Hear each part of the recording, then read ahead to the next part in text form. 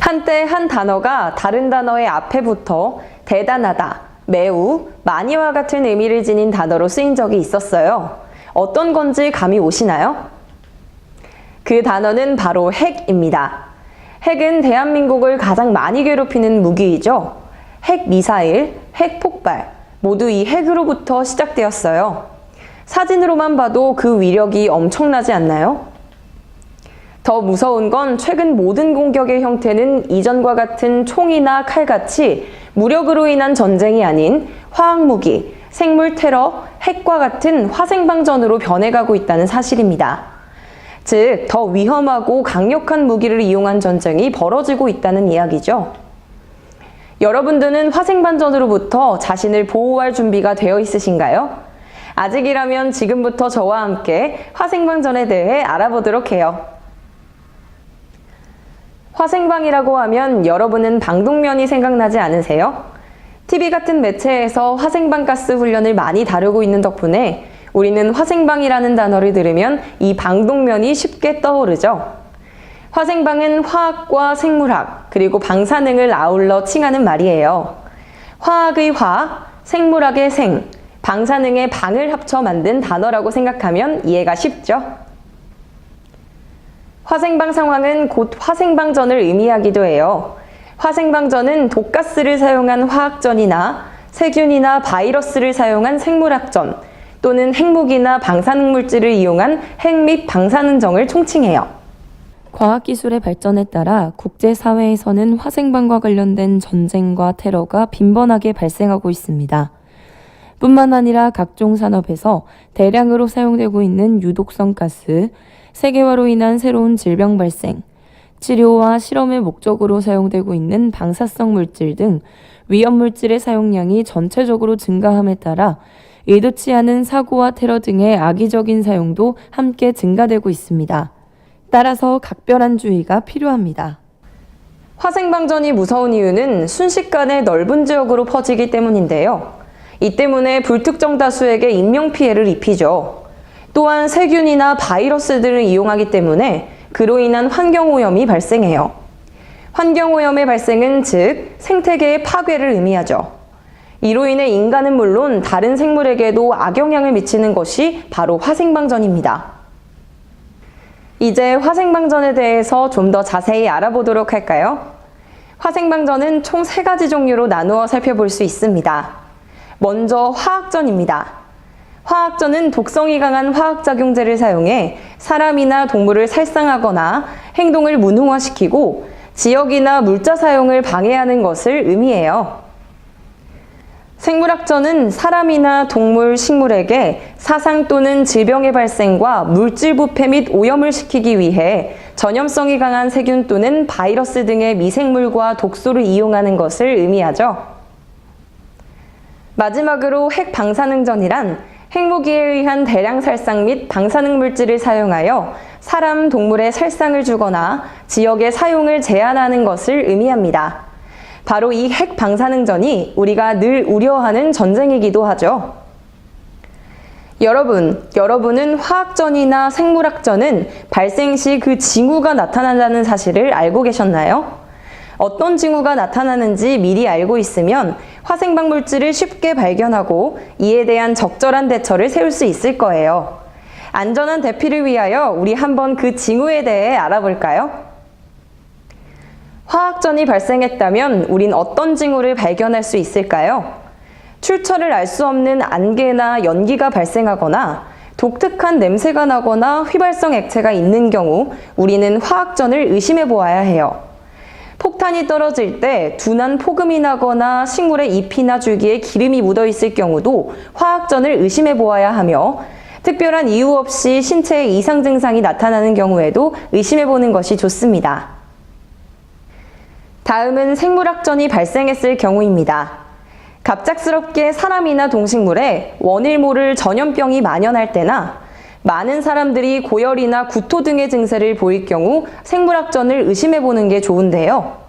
그 외에도 갑작스럽게 동물이 대량으로 죽어날 때 또는 없었던 해충이 갑자기 생기거나 그 수가 증가할 경우 마지막으로 적의 공중공격 후에도 건물의 파괴나 화재가 발생하지 않을 경우에 생물학 공격을 염두에 두는 것이 좋습니다. 앞서 화생방전이 발생했을 경우 나타나는 징후에 대해서 살펴보았는데요. 하지만 징후를 통해 추측이 가능할 뿐 확신을 하기는 어렵죠.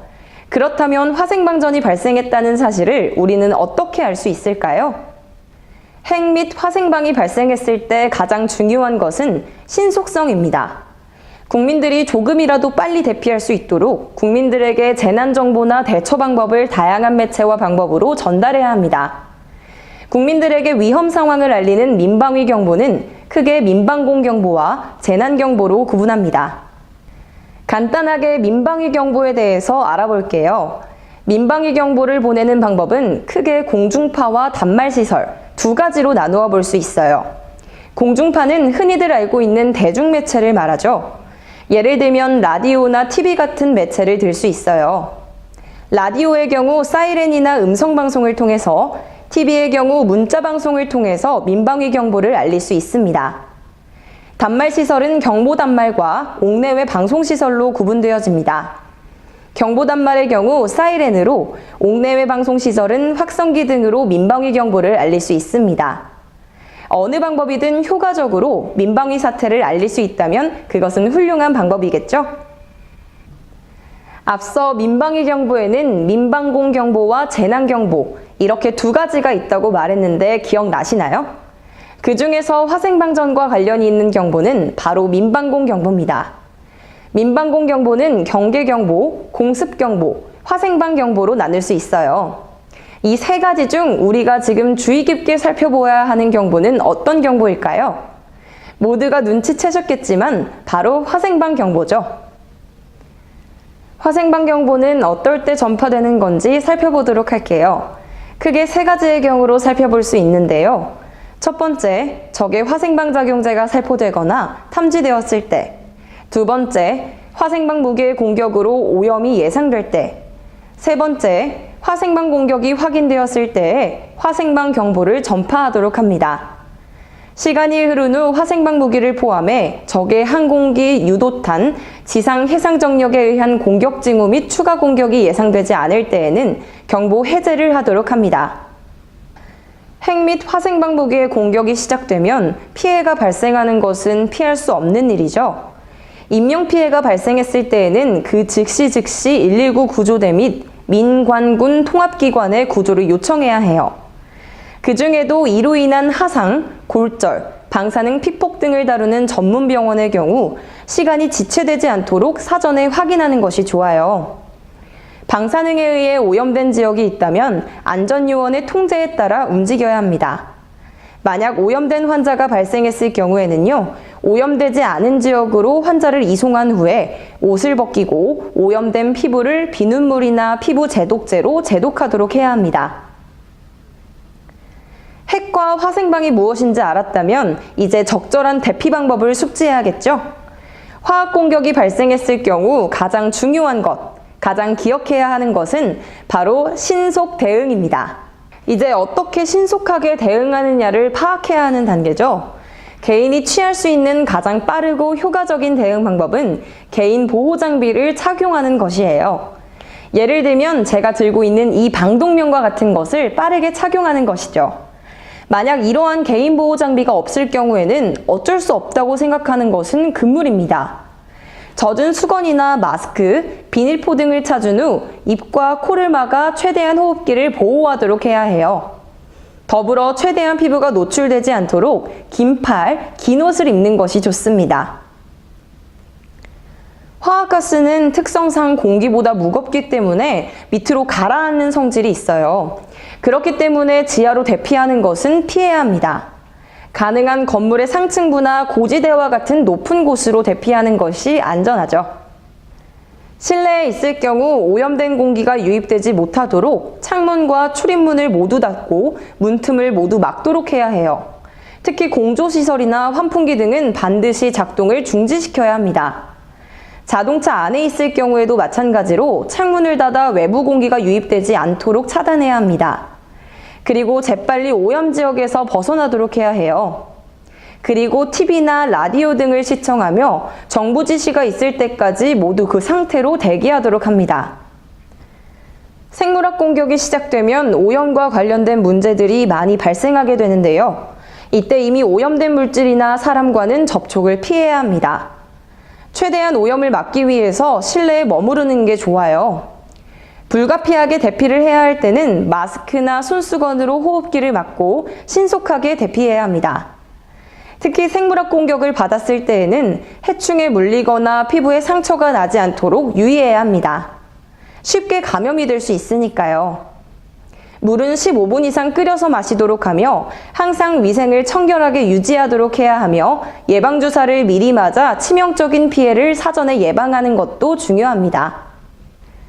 핵무기에 대한 공포는 누구나 가지고 있지만 적절한 대처 방법을 숙지하고 있는 사람은 몇 안 될 텐데요.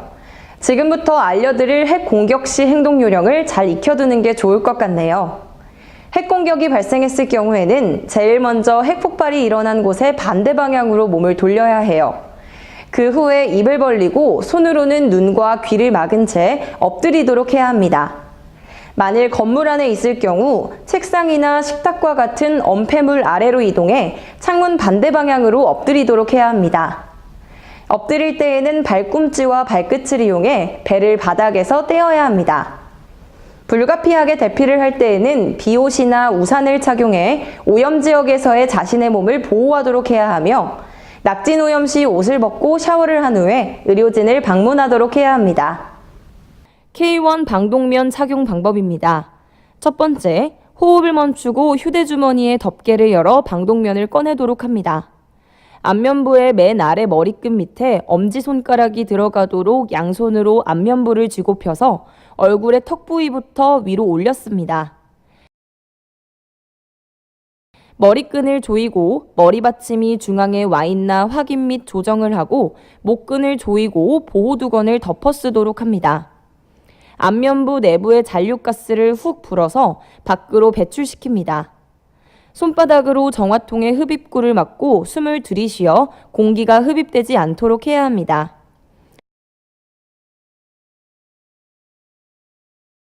이상이 없을 시 주위 사람들에게 경보를 전파합니다.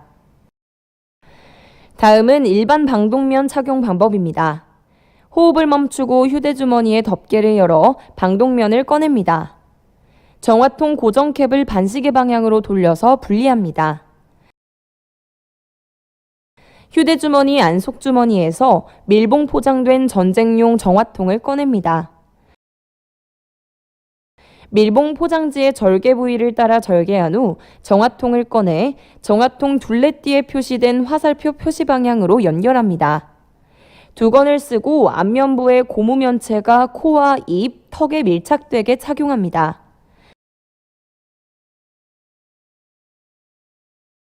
방독면을 얼굴 중앙에 바로 놓이게 조정하고 머리끈을 조입니다. 안면부 내부의 잔류사를 훅 불어서 밖으로 배출시킵니다. 손바닥으로 정화통의 흡입구를 막고 숨을 들이쉬어 공기가 흡입되지 않아야 합니다.